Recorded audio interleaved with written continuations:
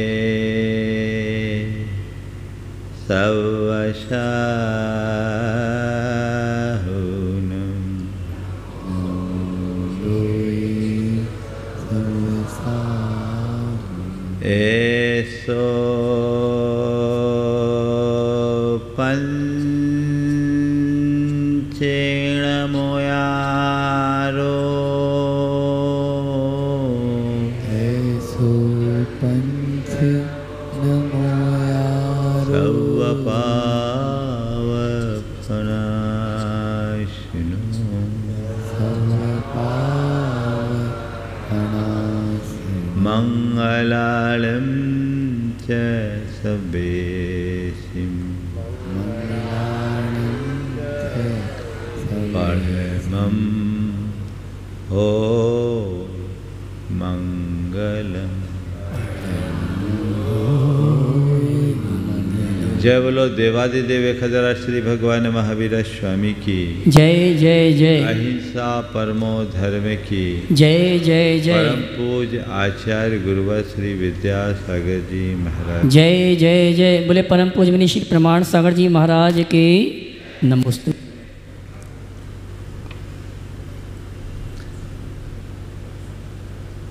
जीवन को उन्नत बनाने के लिए उसे भीतर से निखारना जरूरी है। हमारा जीवन हमारे गुणों से निखरता है। व्यक्ति अपने जीवन में दो तरह की उपलब्धियों पर ध्यान देता है, एक बाह्य और दूसरी आंतरिक। बाहरी उपलब्धियों को व्यक्ति अपने धन वैभव के साथ जोड़ता है और ज़्यादातर लोग पूरा जीवन उसी के संग्रह और संचय में खपा देते हैं। लेकिन वह सारी उपलब्धियां यहीं छूट जाती है, साथ नहीं जाती। वह जीवन को बाहर से समर्थ बनाती है, सजाने और संवारने में सहायक बनती है। लेकिन असली उपलब्धि आंतरिक उपलब्धि है, जो धन वैभव से नहीं, गुण वैभव से जुड़ी हुई है। हमारा गुण वैभव ज्यों ज्यों बढ़ता है त्यों त्यों हमारी चेतना निखरती है। अपनी चेतना को निखारने के लिए गुण वैभव के विकास की कोशिश करनी चाहिए, और ये तभी संभव होगा जब हम अपने जीवन का गुणात्मक परिवर्तन करने के लिए कटिबद्ध होंगे। 16 कारण भावना जीवन के उसी गुणात्मक परिवर्तन का सबल आधार है, और आज उसी क्रम में एक महत्वपूर्ण कड़ी है शक्ति तप। प्रत्येक व्यक्ति को तप करना चाहिए। कल त्याग की बात आई, आज तप की बात हुई। ये बहुत बड़ी सच्चाई है कि हमारा जीवन संग्रह और भोग से बिगड़ता है और त्याग और तप से निखरता है। संग्रह और भोग की प्रवृत्ति से ऊपर उठते हुए जब हम त्याग और तप की प्रवृत्ति को अपनाते हैं तो हमारे जीवन में निखार आना शुरू होता है। आज एक सामान्य व्यक्ति की बात तो छोड़ दीजिए, हम जब तीर्थंकरों के चरित्र को पढ़ करके देखते हैं तो पाते हैं कि बड़े बड़े महापुरुष, चक्रवर्ती हुए, राजा महाराजा हुए, जिनके जीवन में सुख भोग के साधनों की कोई कमी नहीं रही, लेकिन उन्होंने भी उन सब को छोड़कर त्याग और तप का मार्ग अंगीकार किया। आखिर क्यों?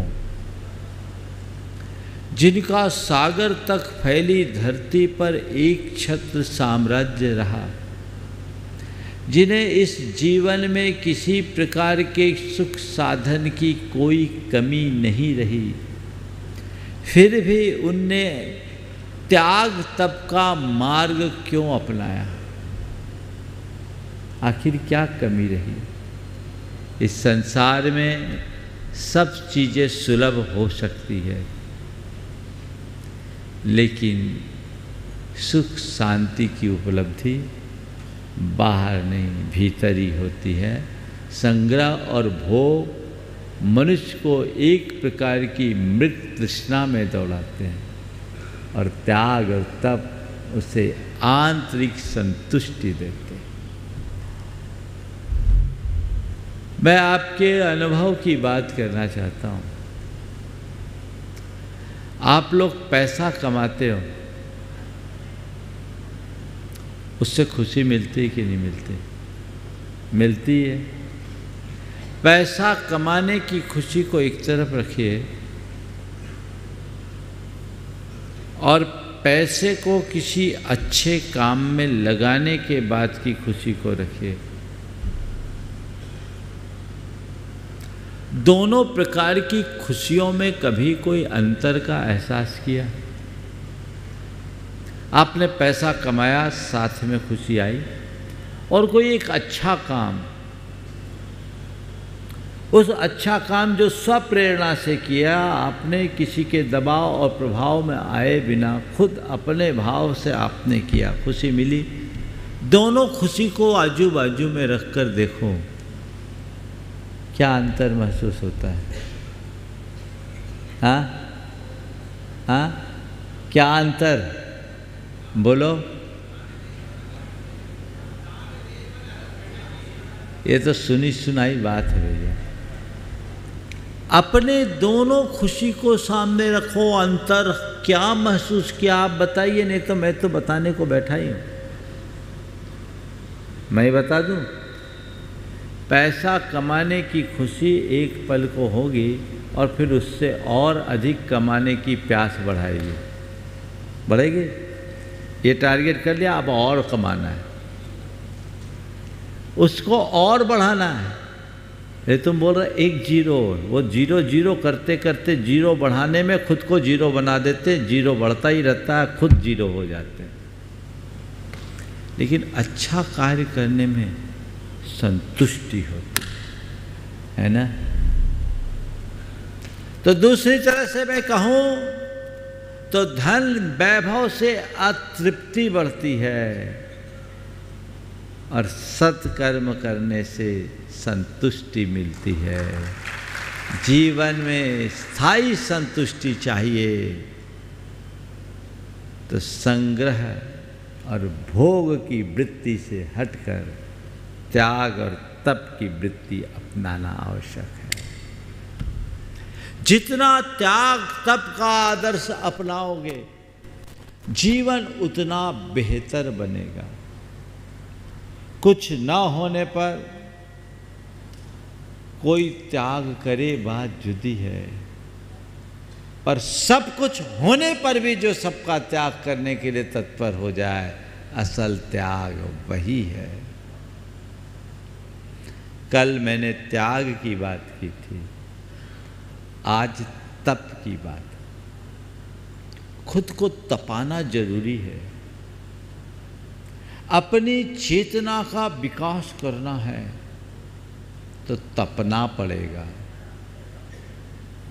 लोक हो या लोकोत्तर, किसी भी क्षेत्र में आगे बढ़ने के लिए खुद को तपाना पड़ता है। यहाँ तपाने का मतलब खुद को खपा देना, खुद को झोंक देना, खुद को पूरी तरह लगा देना। आपको पैसा कमाने के लिए भी खुद को खपाना पड़ता है, क्योंकि मैं अक्सर कहता हूँ वही कुछ पाता है जो खुद को खपाता है। वही कुछ पाता है जो खुद को खपाता है। कुछ पाना चाहते हो तो खुद को खपाओ, लेकिन तुमने अभी तक खुद को खपाया है केवल धन वैभव पाने के लिए, और उस खपाते खपाते खुद को खो दिए। सच्चे अर्थों में खुद को पाने के लिए खुद को खपाओ तो वो गुण वैभव की वृद्धि होगी। उसी का नाम तप है। तपस्या जो हमारी सारी समस्याओं का निदान कर दे, उसका नाम है तपस्या। 4 बातें आज आप सबसे कहूँगा। तप क्या, तप क्यों, तप कब और तप कैसे। तपस्या की महिमा आप लोगों ने खूब सुनी।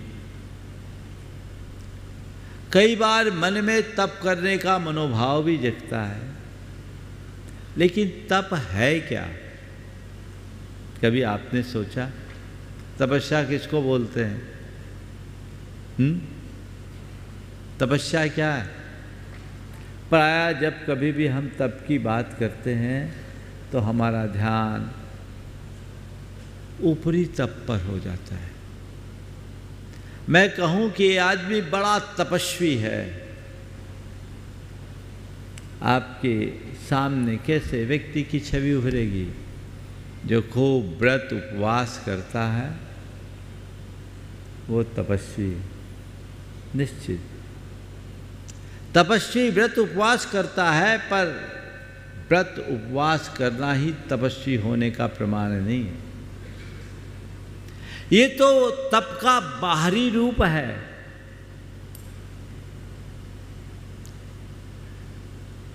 व्रत उपवास करना तप का बाहरी रूप है। असल तप क्या है? अपने मन में क्षमता, सरलता, विनम्रता और संतोष जैसे गुणों को प्रकट करना वास्तविक तप है।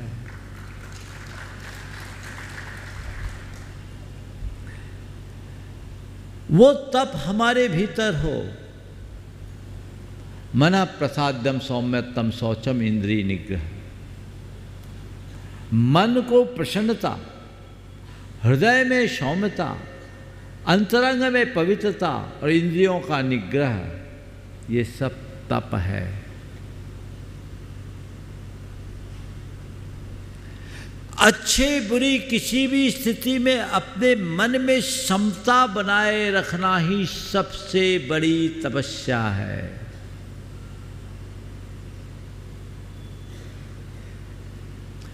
चाहे जैसी समस्या हो,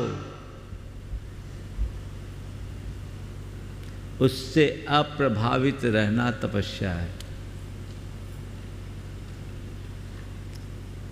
इच्छा निरोधस तपः, आप लोगों ने परिभाषा सुनी। इच्छाओं के निरोध का नाम तप है। अपनी इच्छाओं की पूर्ति के लिए तो हर पल आप लोग प्रयत्न करते हैं, और इच्छा पूर्ति का जितना प्रयत्न होता है हमारी अतृप्ति बढ़ती है। इच्छा पूर्ति का प्रयास भोग है और इच्छा मुक्ति का संकल्प तप है। क्या बोल रहा हूँ? इच्छा पूर्ति और इच्छा मुक्ति दो अलग अलग चीज़ है। इच्छा पूर्ति भोगाभिलाषा है, वो भोग है। तुम जितनी इच्छा की पूर्ति करोगे तुम्हारी भोगों की वृत्ति बढ़ेगी, जो तुम्हें अतृप्ति और मृगमरीचिका में दौड़ाएगी। लेकिन इच्छा मुक्ति तप है। इच्छाओं से मुक्त हो जाना। और इच्छा मुक्ति के लिए जो भी आत्मनियंत्रण है वह सब तप है। वो तप अपने अंदर होना चाहिए। देखिए, आपके सामने कोई समस्या आई है, मैं उसे तपस्या में बदलने की कला बताता हूँ। बाकी जो तपस्या है वो तो थोड़ी देर बात करूँगा, लेकिन यदि आपके अंदर थोड़ी सी समझ आ जाए तो आप हर समस्या को तपस्या में बदल सकते हैं। कैसे? आपके सामने कोई समस्या आई,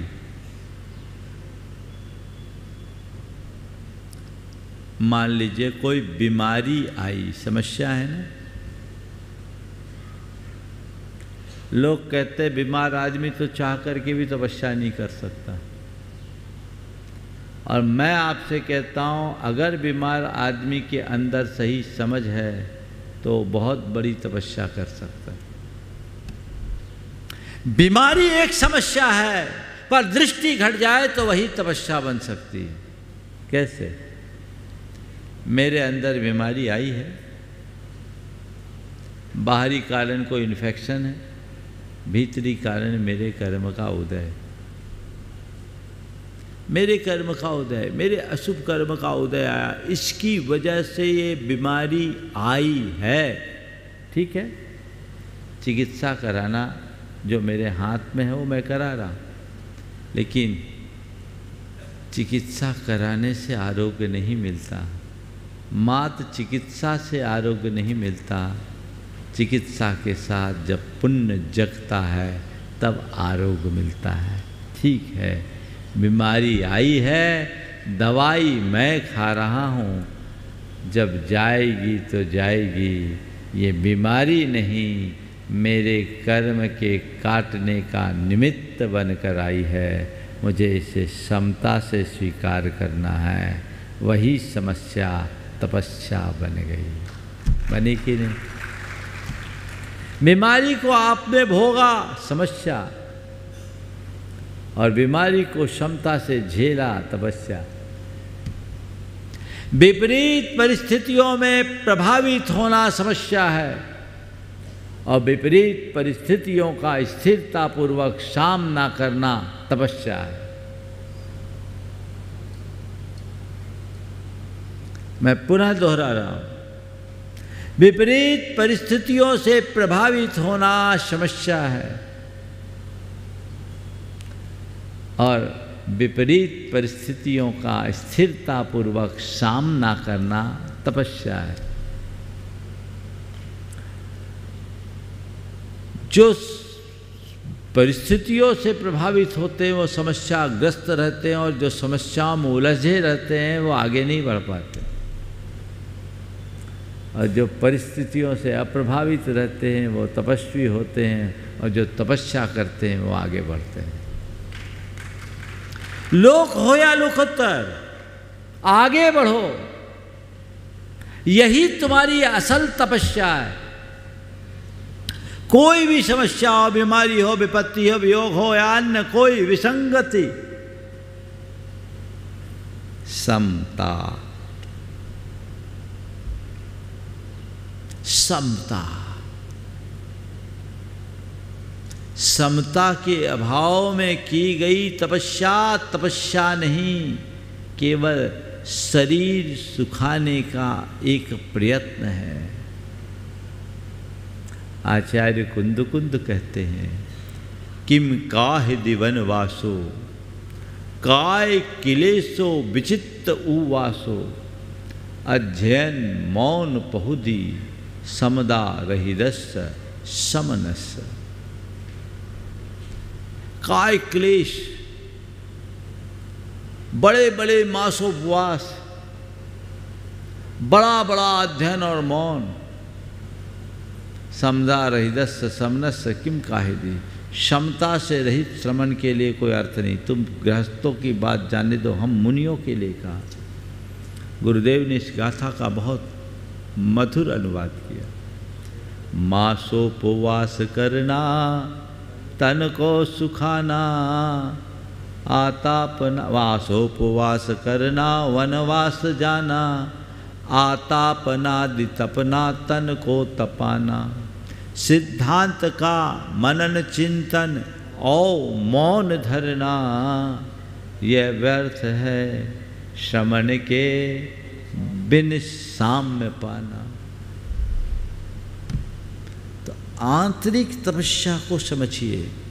कभी पूरे 12 तप की व्याख्या करूंगा, लेकिन ये तप है जो हमारी मनोवृत्ति को अंतर्मुख बनाए, जिसके बल पर हम अपने अंदर के पराक्रम की वृद्धि कर सके, जिसे अपनाकर हम अपनी सामर्थ्य और सहनशीलता को बढ़ा सके, जिसे अपनाने से हम अपने आप को स्ट्रॉन्ग बना सके, वह सब तप है। क्यों करे तप? दूसरा सवाल, तप क्यों करे? तो कहते हैं अपनी सामर्थ्य को बढ़ाने के लिए तप करो, अपनी क्षमता के विकास के लिए तप करो, अपने कर्मों के विनाश के लिए तप करो, और अपनी चेतना के विकास के लिए तप करो। सामर्थ्य और क्षमता का विकास, कर्मों का विनाश, चेतना का विकास बिना तप के नहीं होता। हमारे अंदर की जितनी भी दुर्बलताएं, वो हमारी चेतना के विकास में अवरोध उत्पन्न करती हैं। उनके कारण हम आगे नहीं बढ़ पाते। ये दुर्बलताएं क्या, ये सब इम्प्योरिटी है। और हम लोक में देखते हैं जितनी भी इम्प्योरिटी होती है, अशुद्धि होती है, उसको हटाने के लिए क्या करते हैं आप लोग? उसको तपाते हैं। सोना में जो बट्टा लगा है, सोना में जो इम्प्योरिटी है, उसको क्या करते हैं? सोना को गलाते हैं। सोना को गलाने के लिए क्या करना पड़ता है? तपाना पड़ता है। चीज़ों को जितना तपाया जाता है, उसके अंदर की अशुद्धि उतनी निकलती है। दूध को तपाते हैं, उसकी मलाई निकालते हैं, उसको जमाते हैं, दही बनता है, मंथन करते हैं, नवनीत निकलता है, नवनीत को तपाते हैं, उसकी विकृति नष्ट होती है, और जो बचता है वो घी बनता है। दूध को घी बनाने के लिए उसे तपाना पड़ता है। स्वर्ण पाषाण को सोना बनाने के लिए उसे तपाना पड़ता है। चेतना को कुंदन बनाने के लिए उसे तपाना पड़ता है। मिट्टी को मंगल कलश बनाने के लिए उसे तपाना पड़ता है। बिना तपे जीवन आगे नहीं बढ़ सकता। जीवन को आगे बढ़ाने के लिए खुद को तपना होगा, तपाना होगा। एक बार एक ने कहा, महाराज कोई ऐसा शॉर्टकट नहीं है जिसमें बिना तपस्या के मुक्ति मिल जाए? और आप कहते हैं अंदर को तपाना है, तो बाहर क्यों तपे? बाहर क्यों तपे? सीधे अंदर तपा लें। हमने कहा बिल्कुल तपाना तो अंदर को ही है, बाहर तपाने की कोई ज़रूरत नहीं। पर ये बता दे भैया, दूध को तपाने के लिए क्या करते हैं? दूध को तपाना होता तो क्या करते हैं आप लोग बोलो? कोई बर्तन में डालते हैं ना। बर्तन में डाल के दूध तपाते हैं कि सीधे सिगड़ी में दूध रख देते हैं? क्या करते हैं? बर्तन में दूध डालते हैं और तपाते हैं। तो किसको तपाते हैं? दूध को कि बर्तन को? हाँ, क्या? बर्तन को। कहते क्या हम दूध को तपा रहे हैं? क्या तपा रहे हैं? दूध को तपा रहे हैं। और तपता पहले क्या है? बर्तन तपता है। बर्तन के तपे बिना दूध नहीं तप सकता। तो दूध को तपाने के लिए बर्तन को तपाना जरूरी है ना? जैसे बर्तन को तपाए बिना दूध नहीं तपता, वैसे ही बाहर से तपे बिना भीतर का तप नहीं होता। ये सहायक है, लेकिन हमेशा एक बात ध्यान रखना, दूध को तपाने के लिए बर्तन तपाओ तब तो ठीक है, खाली बर्तन तपाना ना समझी है। तुम देख लो तप क्या रहा है, बर्तन या दूध, ये देखना। बर्तन को नहीं तपाना, तपाना दूध को है। बर्तन एक माध्यम है। ये जितने भी हमारे त्याग तप के बाहरी आलम्बन है वो बाहरी है। उद्देश्य अपने परिणामों को निर्मल बनाना, विशुद्ध बनाना, और अंदर के परिणामों को विशुद्ध बनाने के लिए तप करना ही पड़ेगा। कुछ लोग कहते हैं महाराज ठीक आपने अभी बोला समता रखो, तो समता रखो, क्यों खाना पीना छोड़ो? हाँ, तो मैं आपसे कहता हूँ बिल्कुल तुम समता रखो, तुम्हारा कोई खाना पीना नहीं छुड़वाएंगे, और हम तुमको बढ़िया श्रेष्ठ तपस्वी का अभिवादन करा देंगे, प्रमाण पत्र भी दे देंगे। समता रखनी पड़ेगी। क्या रखनी पड़ेगी? बोलो, समता। और कैसी समता? मिल जाए तो ठीक, न मिले तो ठीक, जो मिले सो ठीक, जैसा मिले सो ठीक, रखो समता। भोजन करो, मिल गया तो लेंगे, नहीं मिला तो क्लेश नहीं करेंगे। मन का मिलेगा तो भी लेंगे, नहीं मिलेगा तो भी लेंगे, क्लेश नहीं करेंगे। हाँ हाँ, क्या छूट? तुमको तो हम बोल रहे हैं जब मिले लो, जो मिले लो, जैसा मिले लो, 3 दिन करके देख लो, फिर मुझसे बात करना। मांगना मत और बोलना मत। खाना खा करके भी तुम तपस्वी कहलाओगे, और मैं बोलूं बाद में तुम्हें आओगे कहोगे महाराज इससे अच्छा तो उपवास ही ठीक था। बहुत कठिन है।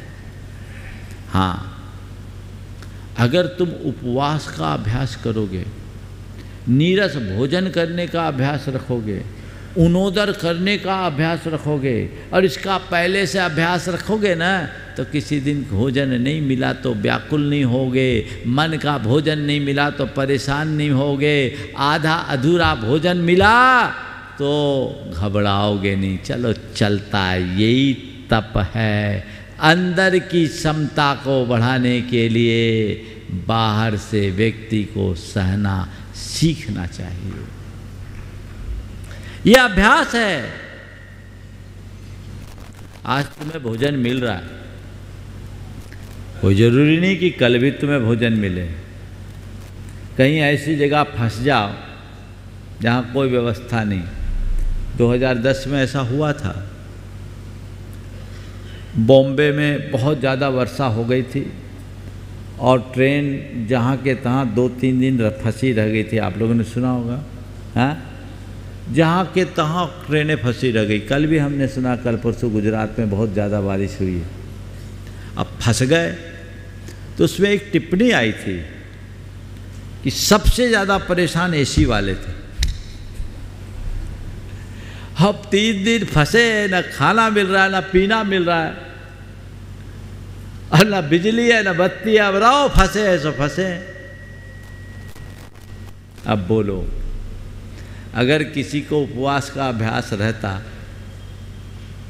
तो वहाँ समता रख सकता है कि नहीं? हो गया। कभी ऐसी सिचुएशन बन जाए तुम नीरस भोजन करने का अभ्यास करो और पत्नी भूल से किसी दिन नमक न डाल पाए या कम नमक डाले, तो तुम चुपचाप रोटी खाने का अभ्यासी बनोगे कि नहीं? तुम्हारे अंदर समता आएगी कि नहीं? क्योंकि सबसे ज़्यादा विषमता तुम लोगों की खाने के टेबल पर ही होती है, जबकि उस घड़ी सबसे ज़्यादा प्रसन्नता होनी चाहिए। होनी चाहिए। तो तप का अभ्यास करोगे, सहनशील बनोगे। तप का अभ्यास करोगे तो तुम्हारे अंदर की क्षमता बढ़ेगी। तप का अभ्यास करोगे तो तुम्हारे अंदर की सहिष्णुता बढ़ेगी। और तप का अभ्यास करोगे तो तुम्हारे अंदर की उदारता बढ़ेगी। जीवन के मूलभूत गुण हैं, इनको विकसित करने के लिए अपनाना जरूरी। मैं एक ऐसे व्यक्ति के बारे में पढ़ा, एक श्रावक थे, रस परित्याग के अभ्यासी, और उनके यहाँ उनकी माँ को कम सूझता था और वो अपनी माँ के हाथ का ही भोजन करते थे। देखो कैसा होता है एक गृहस्थ तपस्वी। भोजन में वो दलिया ले रहे थे और माँ ने क्या 2 हांडी थी जो खाने की दलिया भी थी और उनके घर में भैंस पली भी थी, उनका दर्रा का दलिया था।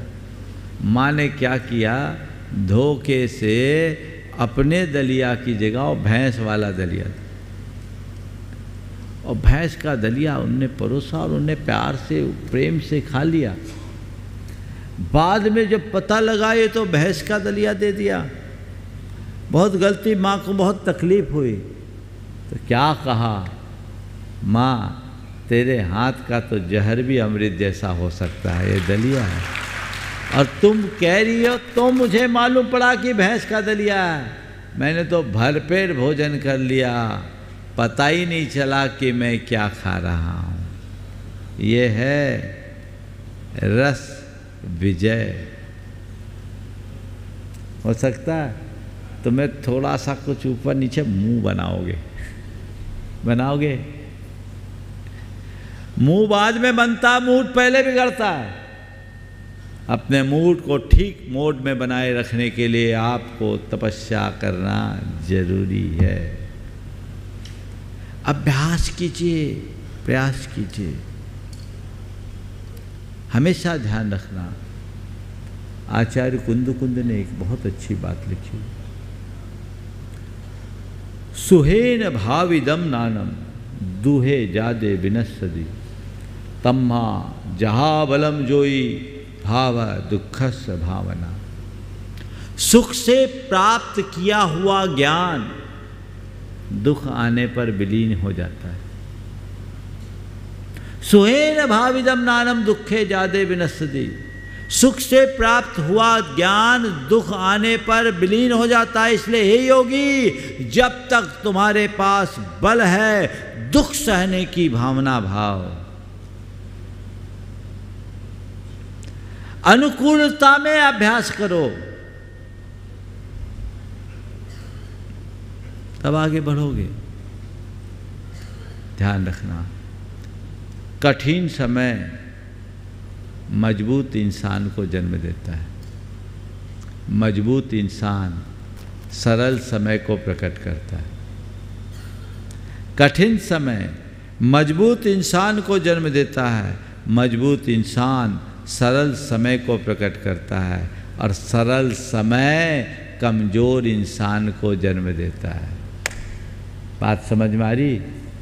तुम्हारे सामने चुनौतियां होंगी, कठिनाइयां होंगी, परेशानियां होंगी, तो तुम अंदर से स्ट्रांग बनोगे। और यदि तुम अंदर से स्ट्रांग बन गए तो अपनी सारी कठिनाइयां, चुनौतियों, परेशानियों को पार करके अपने जीवन को स्मूथ बना लोगे, सरल बना लोगे। लेकिन जिस व्यक्ति के जीवन में कोई कठिनाइयाँ नहीं, कोई परेशानी नहीं, कोई मुश्किलें नहीं, कोई चुनौतियाँ नहीं, सरलता से स्मूथ चल रहा है, तो वो व्यक्ति कमज़ोर हो जाएगा। इसलिए अपने आप को मजबूत बनाए रखना चाहते हो तो कठिनाइयों का सामना करने का अभ्यास करो।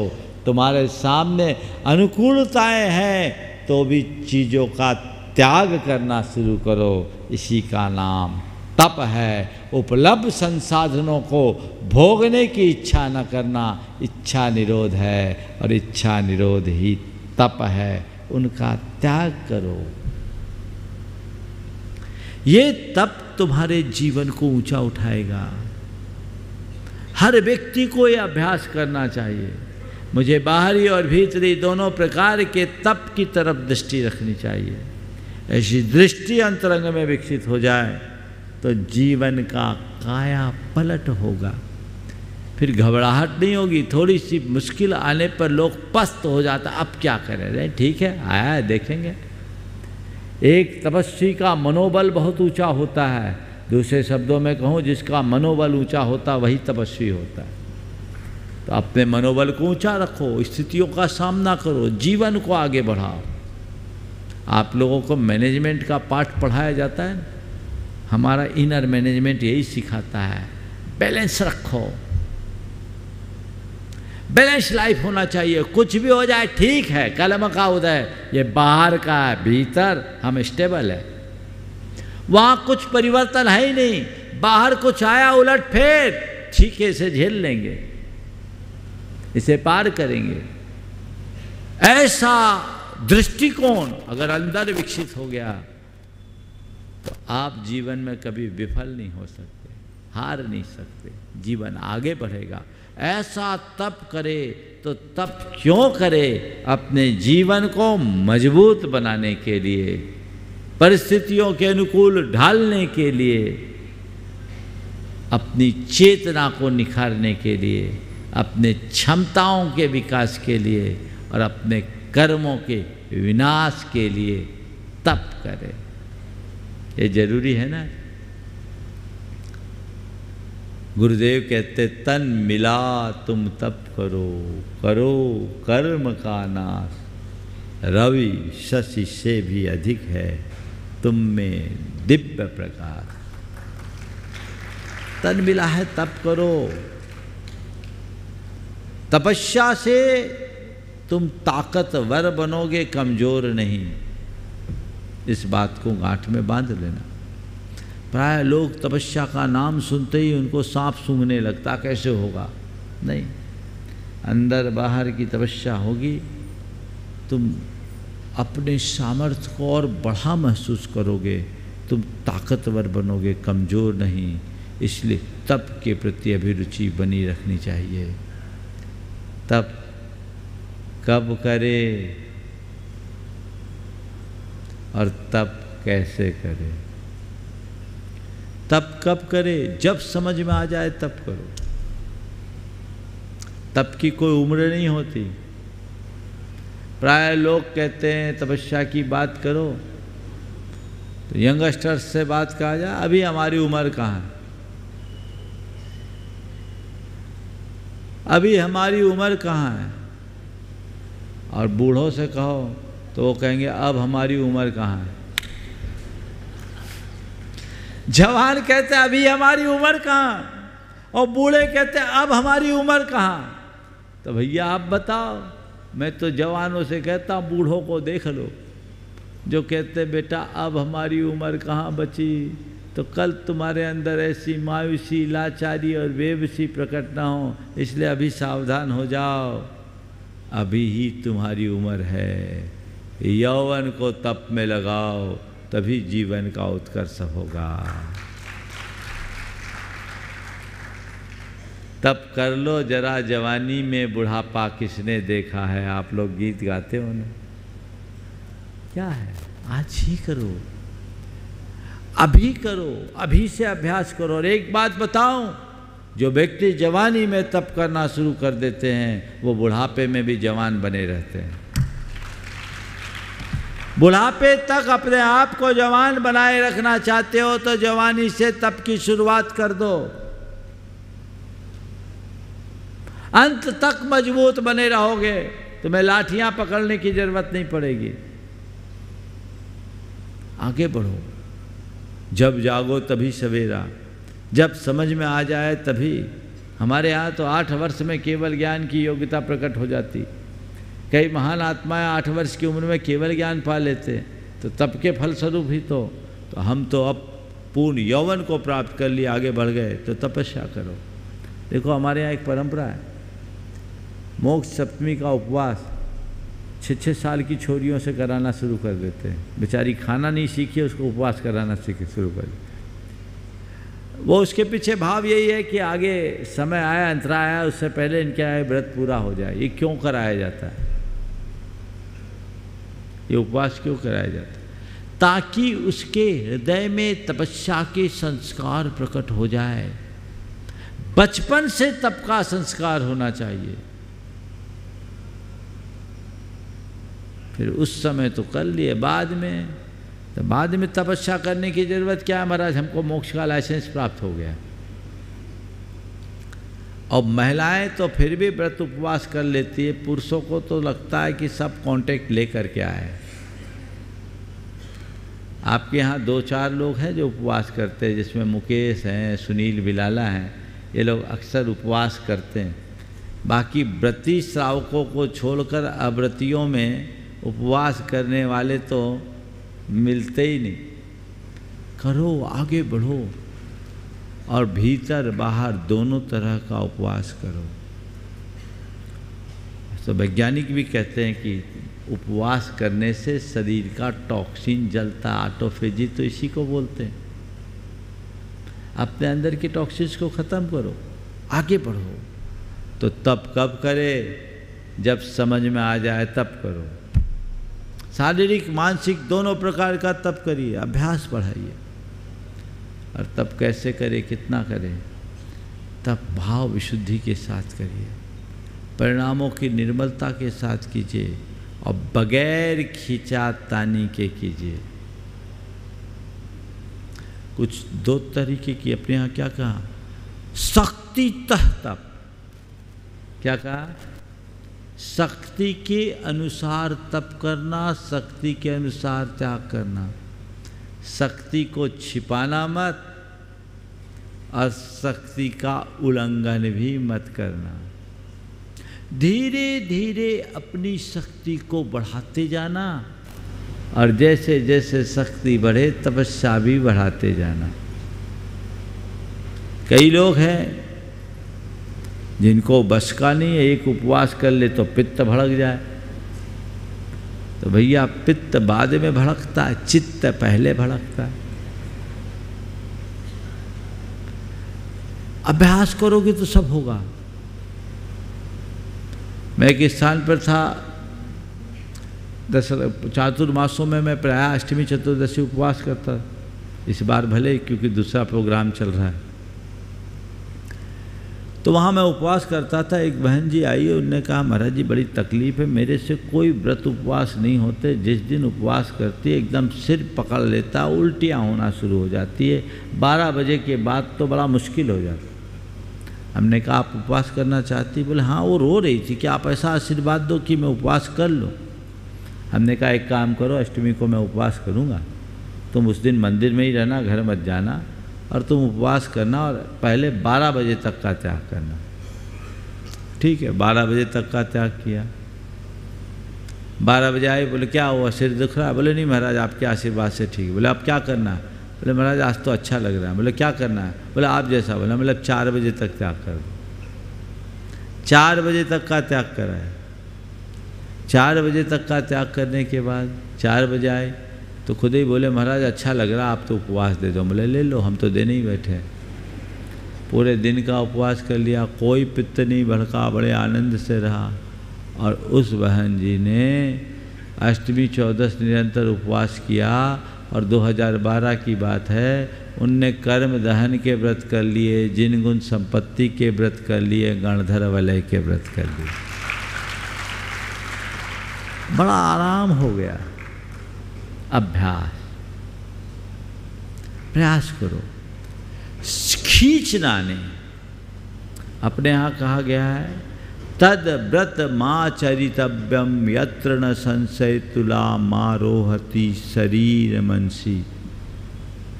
उस वैसा ही व्रताचरण करना जिससे शरीर और मन दोलायमान न हो। शरीर तुम्हारे अनुकूल नहीं है तो तुम भोजन कर लो, अभ्यास बढ़ाओ। तुम्हारे से एकासन उपवास नहीं बनता, एकासन करो। एकासन नहीं बनता, उनोदर करो। उनोदर नहीं बनता, रस त्याग करो। अभ्यास बढ़ाओ, करके बैठ जाओ और पड़े रहो तो कोई मतलब नहीं। खींचना जैन धर्म में कहीं नहीं बताया। तो तदव्रत माचरितव्यम यत्र न संशय तुला मारोहति शरीर मनसी। कुछ लोग ज़्यादा खींचातानी कर लेते हैं, तो खींचातानी में व्रत उपवास लंबे कर लेते हैं, बाद में हॉस्पिटल में पड़े रहना पड़ता है। अभ्यास धीरे धीरे धीरे धीरे अभ्यास करने से शरीर ढलता है और चेतना का विकास होता है। इसलिए इसको आप धीमे धीमे गति से ही सही करने का प्रयत्न करेंगे तो निश्चित अच्छा परिणाम आएगा। भाव विशुद्धि के साथ अभ्यास पूर्वक बढ़ाते जाइए, बढ़ाते जाइए, बढ़ाते जाइए। और ध्यान रखना, इच्छा शक्ति जैसे जैसे बढ़ती है तपस्या भी वैसे वैसे बढ़ते जाती है। आप लोग अभ्यास कीजिए। इतने सारे लोग यहाँ बैठे हैं, मन बनाइए, हम शक्ति के अनुसार तप करेंगे और आगे बढ़ेंगे।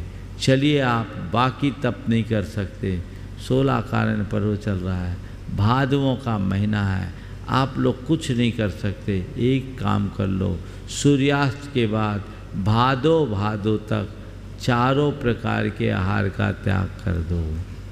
लगभग 20 दिन बचे हैं अभी। आज कौन सी तिथि? 10वीं 11, 20 दिन बचे हैं।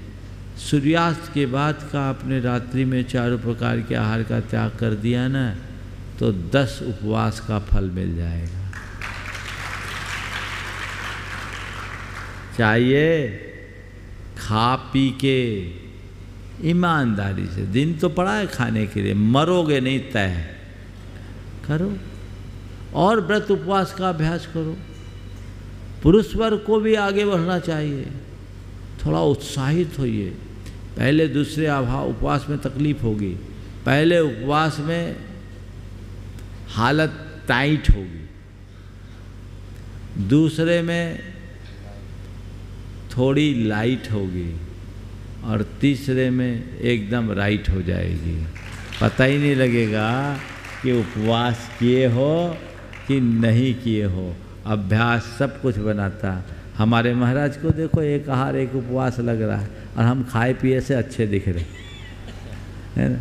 इधर देखिए कैलाश जी हैं अपने अजमेर वाले, आज 10वां उपवास है, 11वां उपवास है और 32 करेंगे, आपसे ज़्यादा अच्छे बैठे। अभ्यास, हाँ, उन्हें कुर्सी की ज़रूरत नहीं है, आराम से बैठे। हाँ, पूरे साल में 150 उपवास होते हैं, खाने के दिन से ज़्यादा उपवास के दिन। तपस्या आपके भीतर भी ऐसा तपस्या, और ये केवल बाहर के नहीं, इनसे मिलिए, इनके विचारों को सुनिए। कितनी पवित्र विचार और कितना संयत और सरल व्यवहार, यही तो जीवन की उपलब्धि है। इसी का नाम तपस्या है।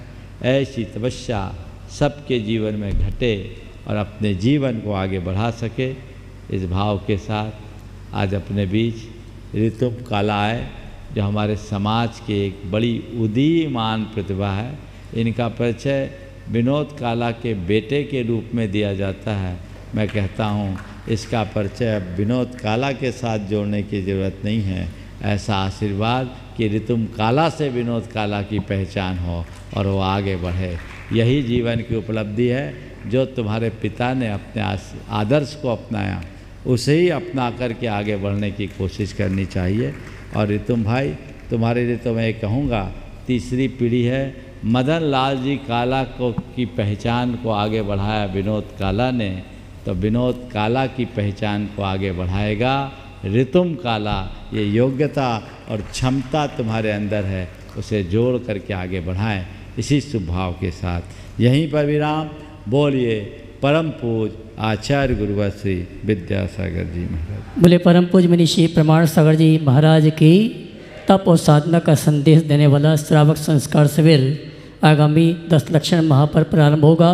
और वो सौभाग्यशाली श्रावक हैं जो मुनिवर के सानिध्य में तप और साधना करने का अवसर सौभाग्य प्राप्त कर रहे हैं, जिन्होंने रजिस्ट्रेशन कराया ऑफलाइन ऑनलाइन। ऐसे इंदौर के श्रावक श्राविकाओं के लिए किट वितरण का कार्यक्रम और प्रवेश पत्र का वितरण का कार्यक्रम 1 सितंबर को शंका समाधान के ठीक पश्चात प्रारंभ हो जाएगा। आप अपनी रसीद दिखाकर अपनी किट को प्राप्त कर सकते हैं। जी, परसों हमने शंका समाधान में बोला था, शिविर में तो जिनका एंट्री होना था हो गया, लेकिन स्थानीय लोग प्रवचन और अन्य कार्यक्रमों में लाभान्वित हो सकते हैं।